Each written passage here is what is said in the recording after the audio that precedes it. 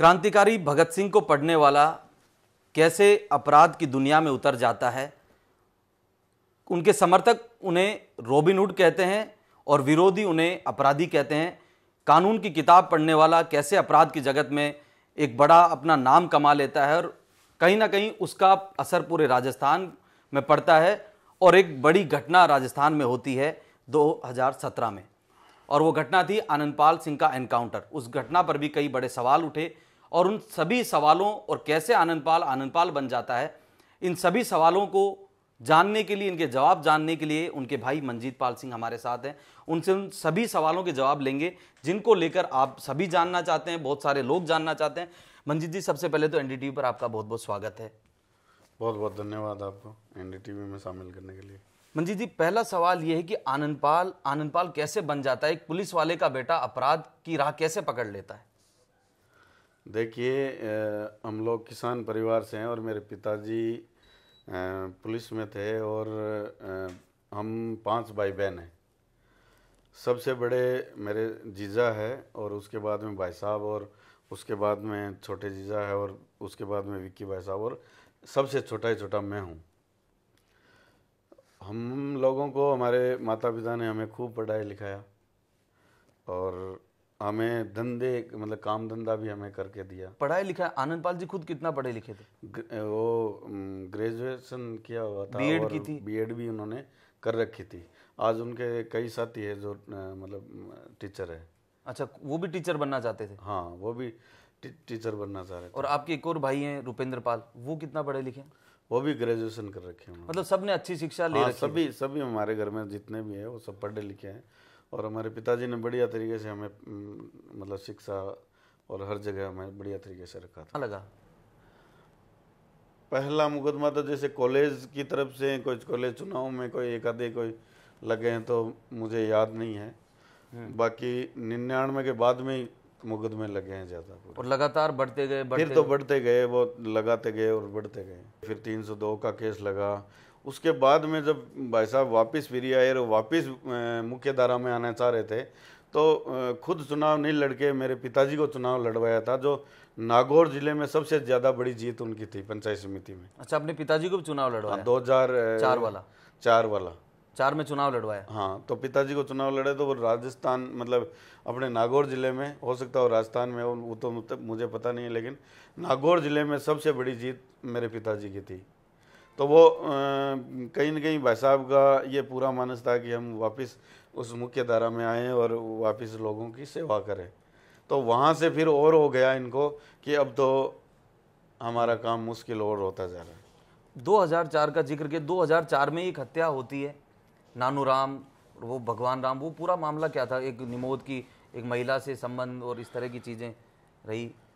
नहीं, वो तो उनकी भगवान सिंह और नानू राम की कोई शराब की जो लड़ाई थी और नानू राम ने उसके पिताजी को, भगवान सिंह के पिताजी को मार दिया था।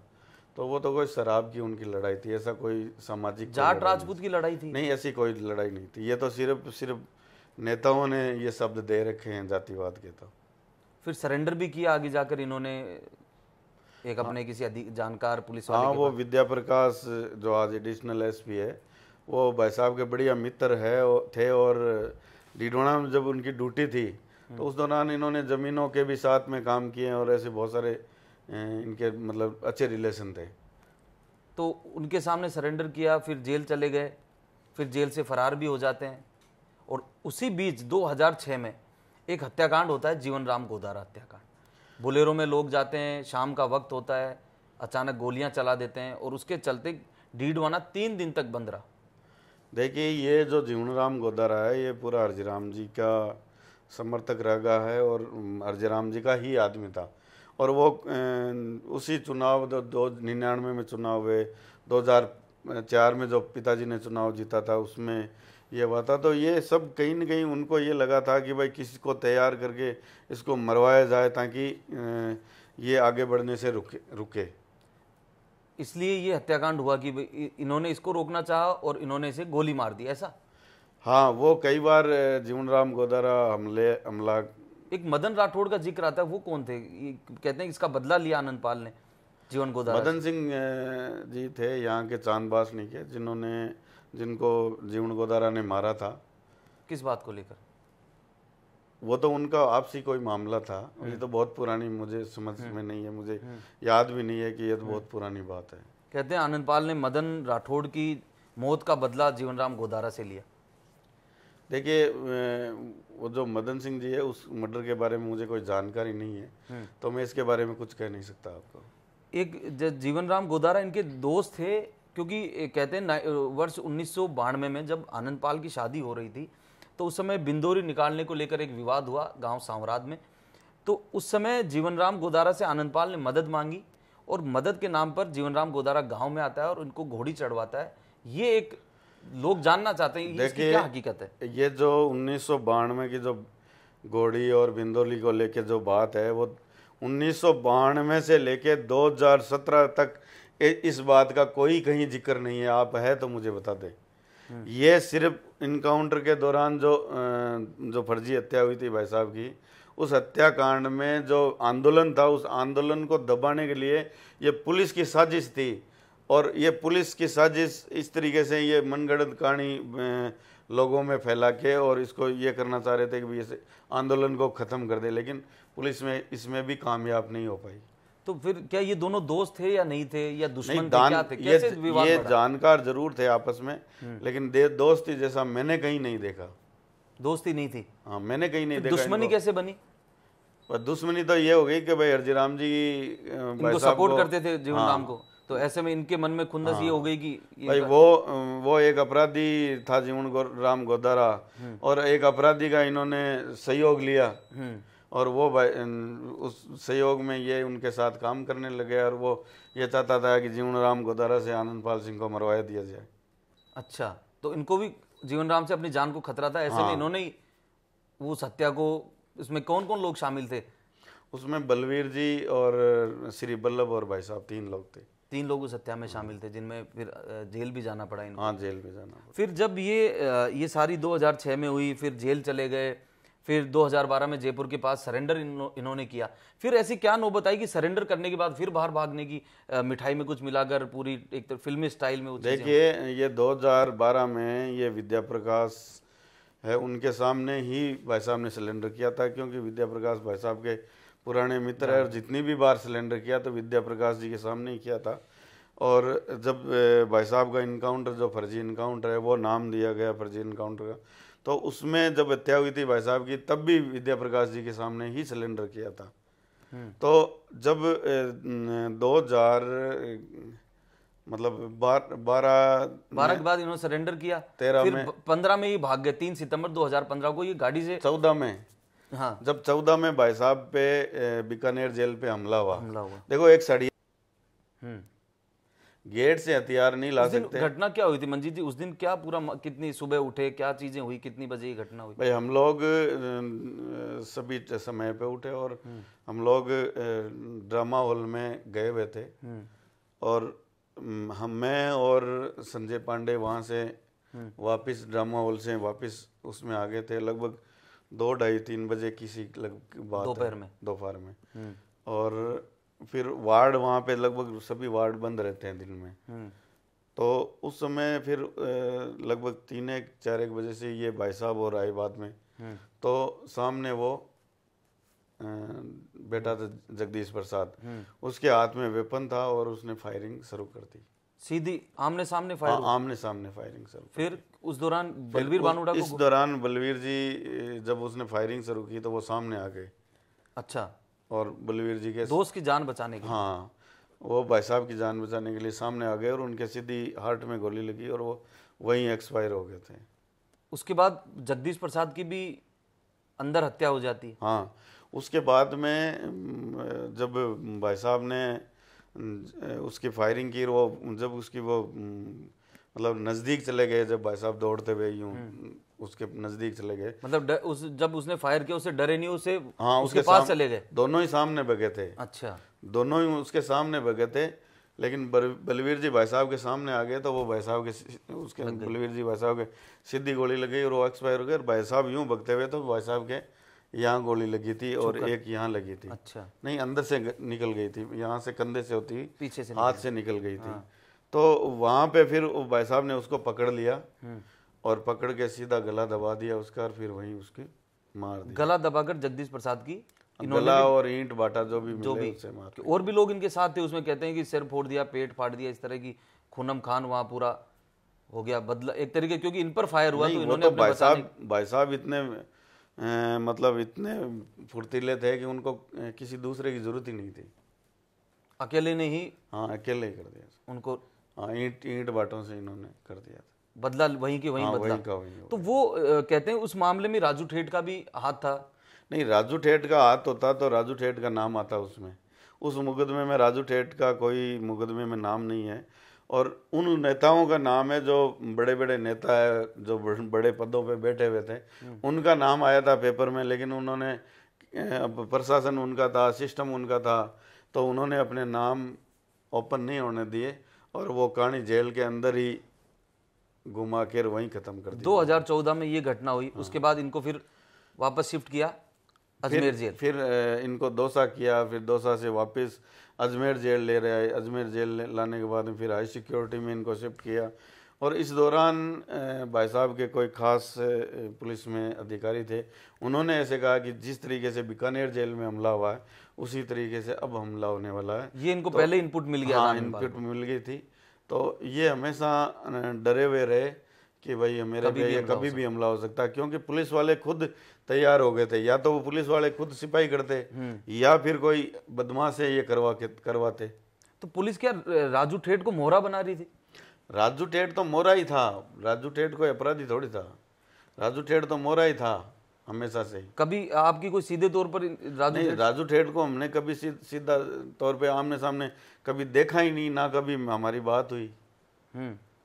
तो ये फिर बलवीर बानुड़ा का, क्योंकि गोपाल फोगाट को बलवीर बानुड़ा और आनंद पाल का भी उसमें नाम आया, तो ये कहीं दोस्ती निभाने के चक्कर में बानुड़ा की से दोस्ती निभाने के लिए राजू ठेठ दुश्मन बन गया? नहीं, बानुड़ा बलवीर जी और ये राजू ठेठ पहले तो एक ही थे। ये भी कम्युनिस्ट थे, ये भी कम्युनिस्ट थे। फिर इनको किसी चीज बात को लेके इनमें आपस में अनबन हो गई। विजयपाल की हत्या हो जाती है और बलवीर बानुड़ा की साले की। हाँ, वो मतलब परिवार में साला है, जैसे डायरेक्ट तो नहीं है, लेकिन वो साला ही है, वो रिश्तेदार ही है। तो उस बात से लेके राजू ठेठ और बलवीर जी भाई साहब के अनबन हो गई थी। लेकिन गोपाल फोगाट में भाई साहब का या हमारा ऐसा कोई कहीं भी कोई रोल नहीं। उस हत्या के बारे में आपको क्या जानकारी थी कि कैसे हुआ? नहीं, उसके बाद में हमारा तो कोई रोल नहीं था उसमें, ना हम लोग इन्वॉल्व थे। लेकिन बाद में पेपर से या मेरे खुद के उसमें 120 इन्होंने लगाई थी। अच्छा, आपके भी लगाई? हाँ, मेरे तो हर मुकदमा मुझे ये भी पता नहीं होता था कि हर मुकदमा किसी न किसी रूप में ये लगा देते थे। कुछ भी नहीं मिलता था 120 में तो ये डाल ही देते। कितने साल जेल काटी आपने? मैंने लगभग 10 साल एक काट ली और 4 साल, और एक रहे से लगभग 15-16 साल काट ली। 15-16 साल आपने भी जेल काट ली। और ये जो बानुड़ा और राजू ठेठ, ये तमाम जो लोग थे, इनकी कहते हैं कि शेखावाटी और नागौर में जो आपसी लड़ाई हुई, उसमें कहीं ना कहीं आनंदपाल भी राजपूत समाज का एक बड़ा नाम उभर कर आया। नहीं, ये मैं पहले से ही कह रहा हूँ कि ये जो जातिवाद जो नाम है, ये सिर्फ नेताओं का दिया हुआ है। अब जैसे राजू ठेठ को देखते हैं तो राजू ठेठ का आप उठा के देखो, जितने भी मुकदमे लगे हैं वो पूरे जाट समाज के लगे हैं।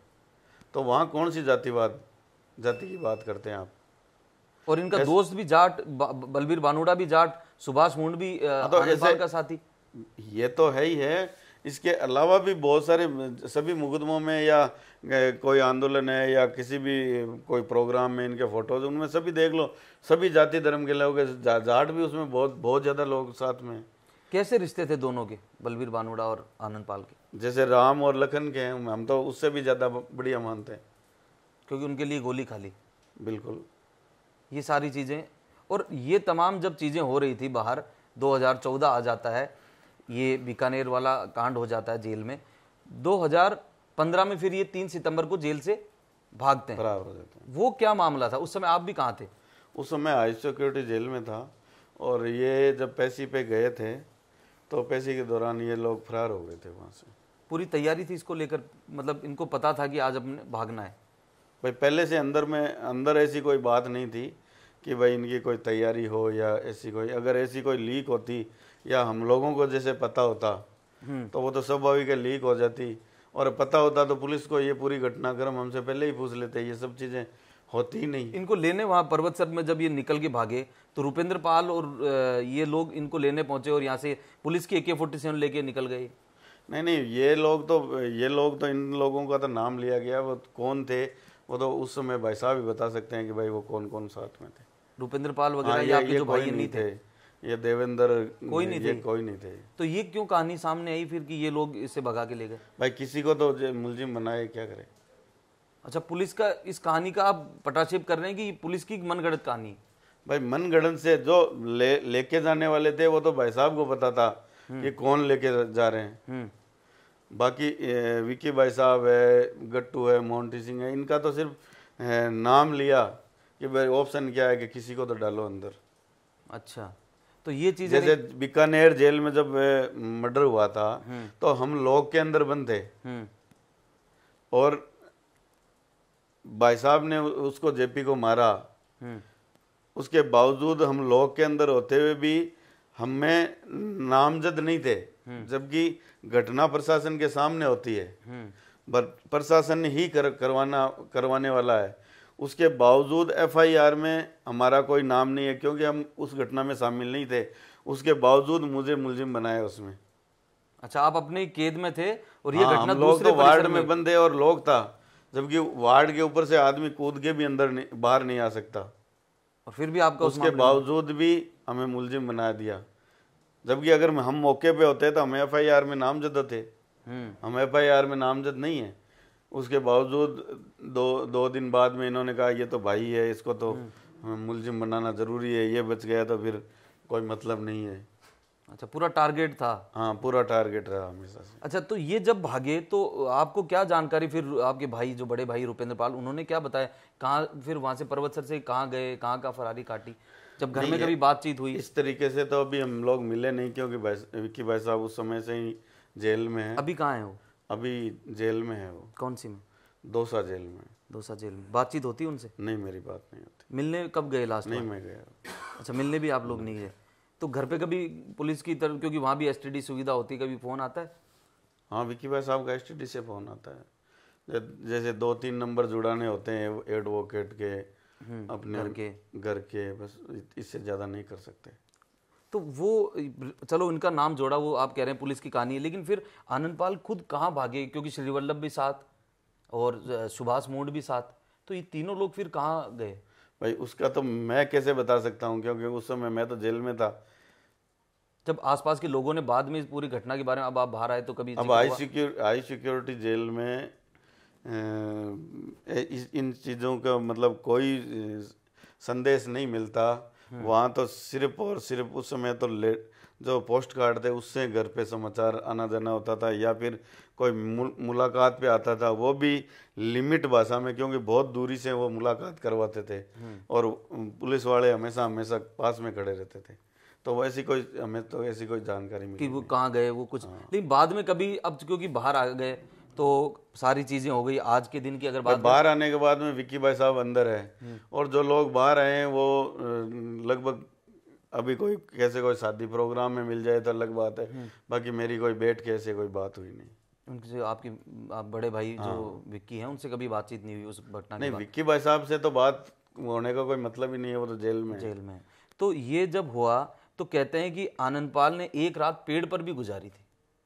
देखिए, जब आदमी फरार होता है तो चाहे पेड़ पे गुजारो, चाहे सड़क पे गुजारो, चाहे मिट्टी में गुजारो, चाहे खान में गुजारो, कहीं तो गुजारा करता है आदमी। और हथियार साथ है, AK-47 देश का सबसे आधुनिक हथियारों की श्रेणी में आता है। वो तो जब हथियार साथ में है तो है ही, वो तो हथियार फेंकेंगे तो। उनको हथियारों का शौक था, क्योंकि उनके शौक कई जिक्र करते हैं कि अंग्रेजी बोलते थे, अंग्रेजी बोलने का शौक था। कई बार मीडिया में भी वो अंग्रेजी में बातचीत करते हुए दिखाई नहीं है, पढ़े लिखे थे, B.Ed किए हुए थे, तो स्वाभाविक है कि अंग्रेजी वो तो नॉर्मल चीज़ें उनके लिए।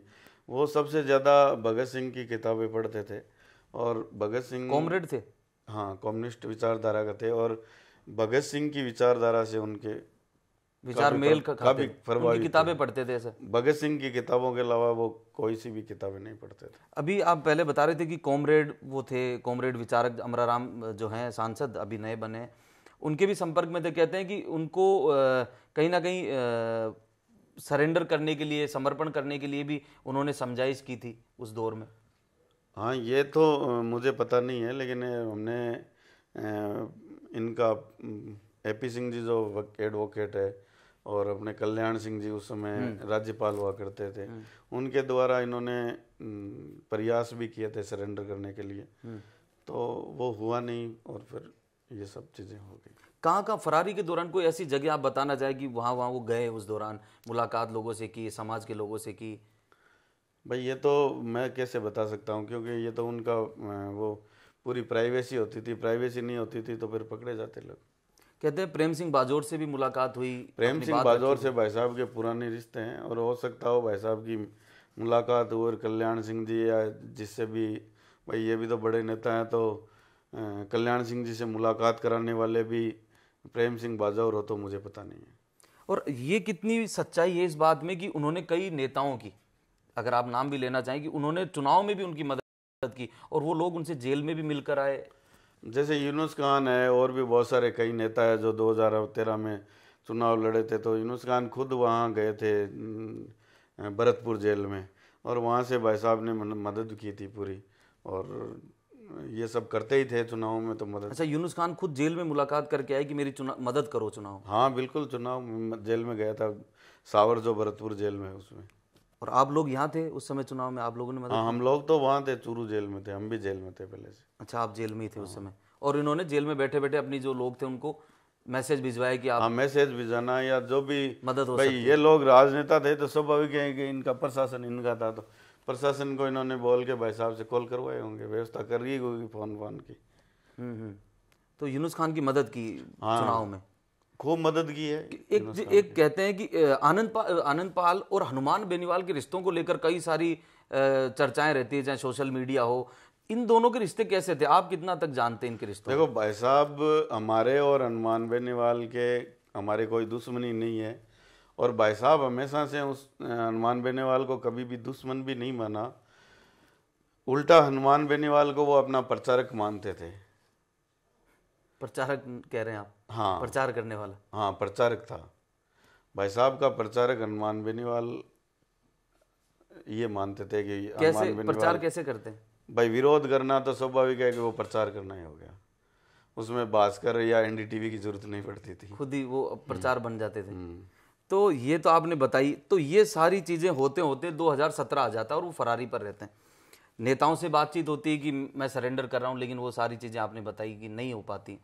फिर कैसे वहां तक मालासर गांव तक पुलिस पहुंच जाती है, एसओजी पहुंच जाती है और ये एनकाउंटर हो जाता है? पुलिस कहती है कि हमने कांच में देखकर निशाना लगाया।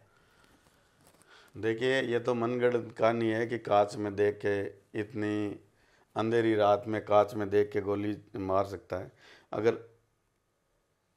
अगर कोई ऐसा बंदा राजस्थान पुलिस में हो तो अब वही जगह है कि एक मान लो डेमो खड़ा कर देते हैं, और वो जो कांच में देख के गोली मारने वाला है तो उसको कांच में देख के गोली मरवा के पता कर लेते हैं।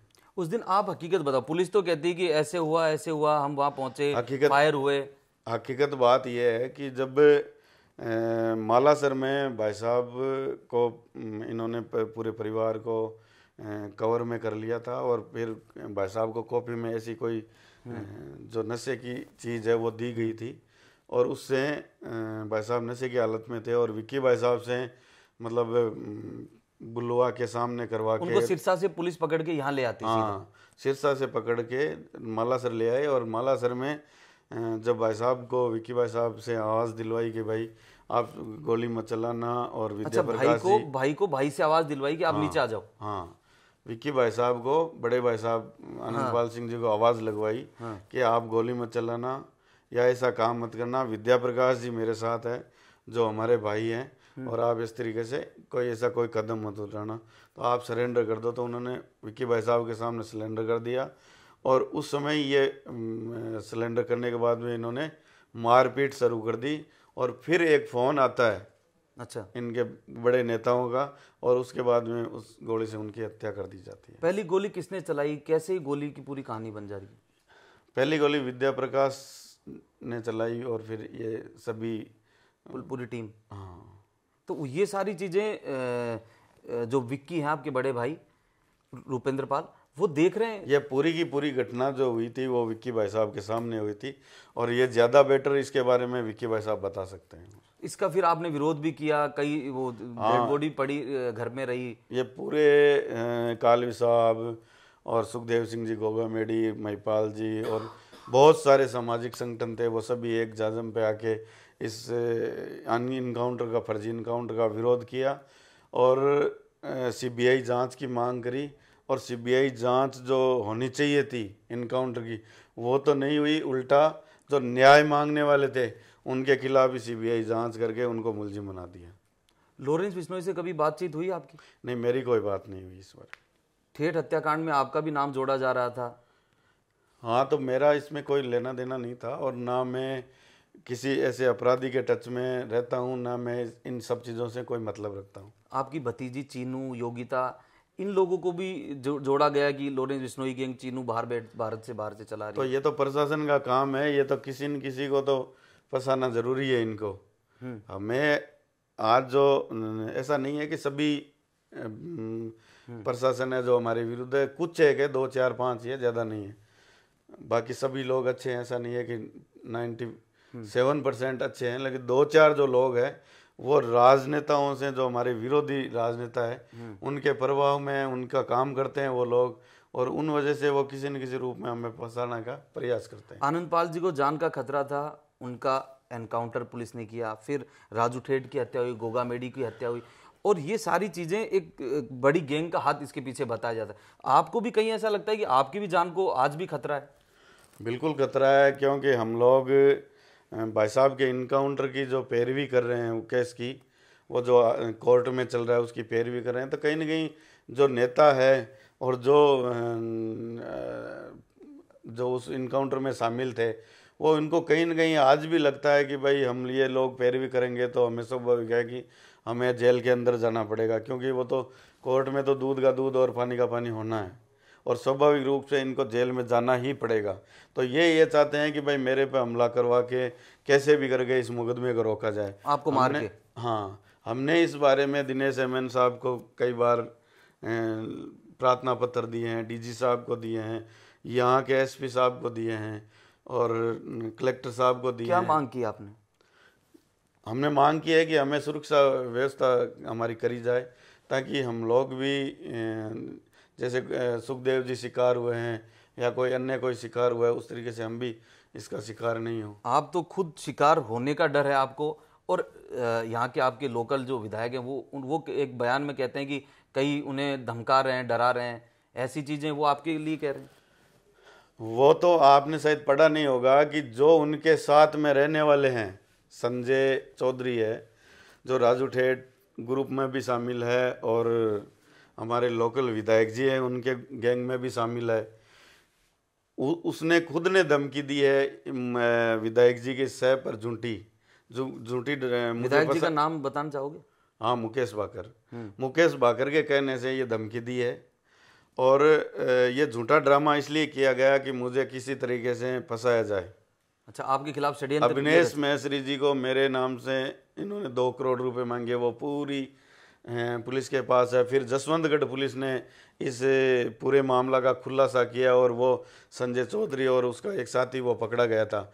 और आपको मतलब न्यूज़पेपर में भी आप देख लें कि हमारे विधायक महोदय जी के साथ में वो स्वागत कर रहा है, वो हर जगह उनके साथ में रहता है। उसके पकड़े जाने के बाद में, उसके जमानत होने के बाद में, निर्मल चौधरी के जो सिस्टर की शादी जो पुष्कर में थी, उसमें भी ये शामिल थे और एक ही जगह बैठे हुए थे।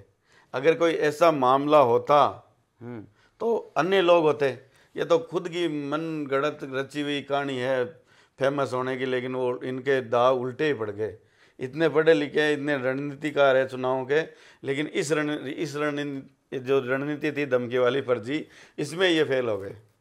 तो ये सारी चीज़ें आप, क्योंकि अब आप भी एक तरीके से मुख्य धारा की राजनीति कर रहे हैं, यहाँ से तमाम चीज़ें आप करते हैं, तो कहीं ना कहीं अब दोनों अपने आप को स्थापित करने के लिए एक दूसरे पर आरोप प्रत्यारोप कर रहे हैं। नहीं, हम तो कोई आरोप नहीं लगाते।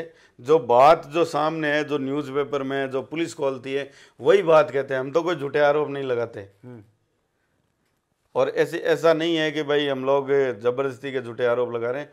जो उन्होंने किया है, जो षड्यंत्र रचे हैं, वो खुद फंसे हैं। वही चीज़ हम जो न्यूज़पेपर है वो बता रहे हैं, वही हम जनता को बताना चाह रहे हैं। आपसे क्या राजनीतिक खतरा है मुकेश भाकर को? राजनीतिक खतरा है तभी तो ये षड्यंत्र है। वही बात है कि जब भाई साहब ने 99 में चुनाव लड़ा, हरजीराम जी को खतरा था, आज वही मुकेश भाकर को मेरे से खतरा है।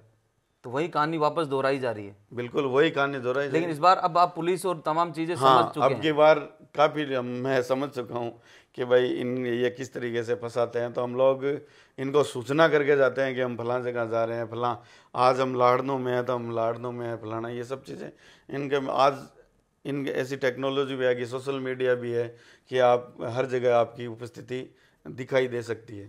तमाम सवालों के आपने जवाब दिए। एक अंतिम सवाल, आज के युवाओं को क्या नसीहत है आपकी?